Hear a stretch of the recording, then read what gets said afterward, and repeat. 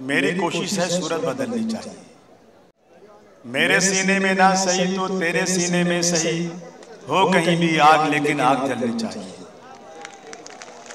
नौजवान साथियों, जब इस सरकार का जोर जुल्म बढ़ने लगा तो पूरे देश के नेताओं ने तय किया कि इंडिया अलायंस बनेगा।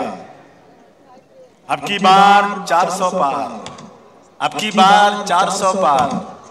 और मुझे बधाई देता हूं मैं तमाम इंडिया अलायंस के साथियों को, जनता को, कि जिन्होंने कहा था अब की बार 400 पार, ऐसे मुंह के बल गिरे कि 240 पर आकर रुक गए।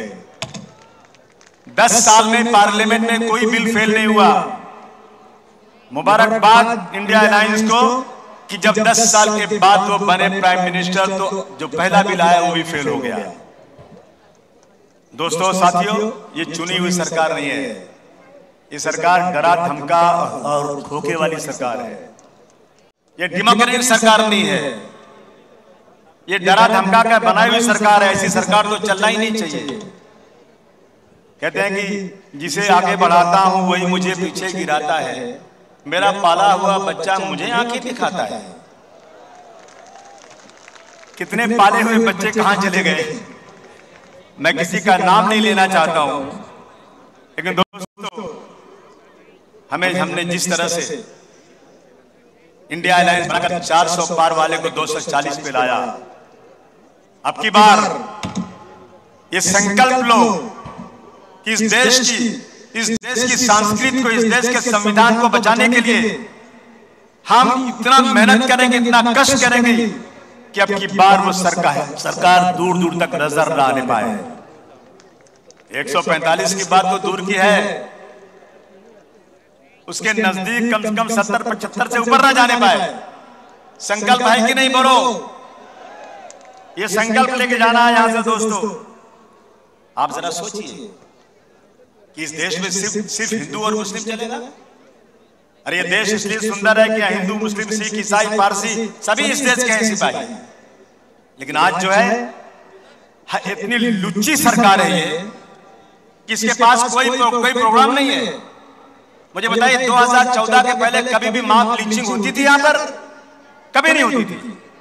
क्या मुस्लिम बहनों का बुर्का कभी 2014 के पहले उतारने की बात हुई थी? कभी नहीं हुई थी। आज बीफ के नाम पर आज कितने मुसलमानों को जबरदस्ती पेड़ में बांध के मार दिया गया। मुझे अफसोस है, जो सिपाही पुलिस हमारी रक्षा के लिए रहती है ट्रेन के अंदर, एक ट्रेन के अंदर घुस के एक सिपाही ने 3 मुसलमानों को निकाला, गोली मार दिया और उसकी बॉडी पर पैर रख कर कहता है कि इस देश में रहना है तो मोदी और योगी कहना पड़ेगा। सरकार को हटाना है कि नहीं हटाना है? इस सरकार को हटाना बहुत जरूरी है। लफ्ज जिहाद नाम की कोई चीज नहीं थी इनके पास। पेन कार्ड जिहाद, लफ्ज जिहाद, लैंड जिहाद और जिहाद। अरे पढ़े लिखे नहीं हो क्या? जाहिल हो क्या?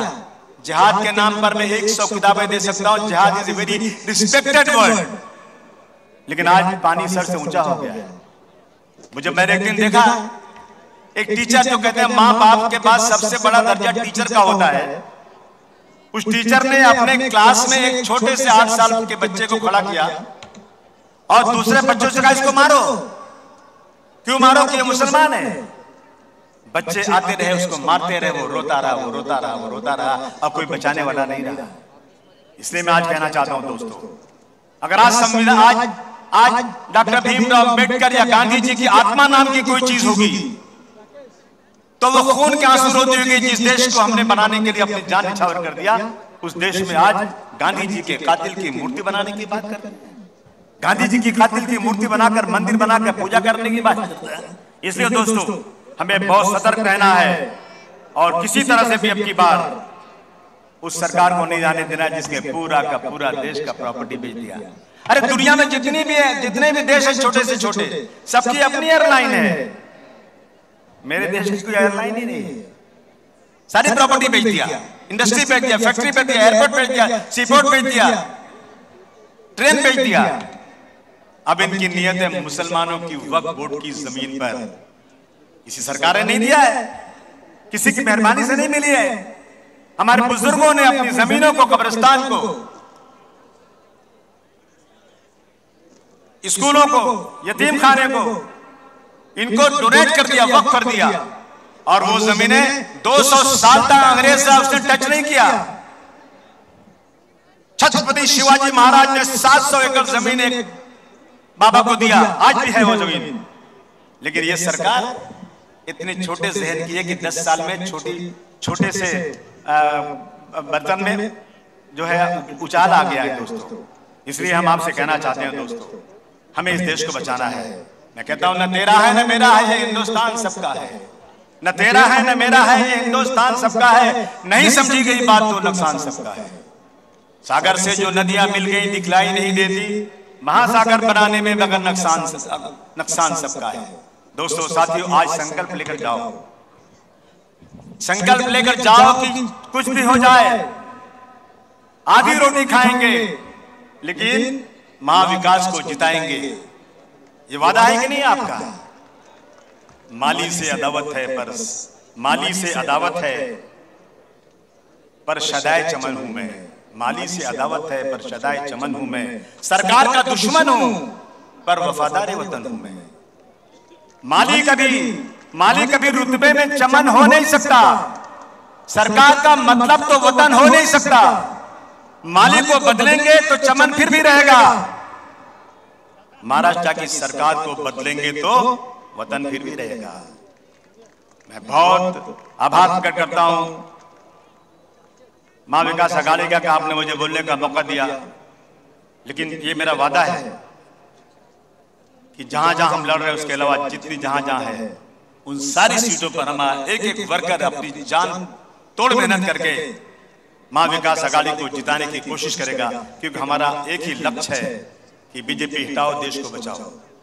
आप आए, बहुत आपने बातें सुनी, मुझे उम्मीद ही नहीं की। मुझे पक्का इरादा है कि सब जितने बैठे हैं ये एक एक घर में चले जाएंगे, एक एक घर में घुसकर बात करेंगे, एक एक लोगों को समझाएंगे कि 20 तारीख को एक एक वोट मां विकास अघाड़ी के जहां जहां लोग उनको दीजिए। बहुत बहुत शुक्रिया। जय हिंद, जय समाज। धन्यवाद अबू भाई। आपने कहा था कि आपकी बार 400 पार का नारा तो पूरी तरह से ढेर हो गया। महाराष्ट्र में लोकसभा चुनाव में आपकी बार 45 पार बोल रहे थे भारतीय जनता पार्टी के नेता। उनकी क्या हालत हो गई कि अभी विधानसभा चुनाव में कोई आंकड़ा देने के लिए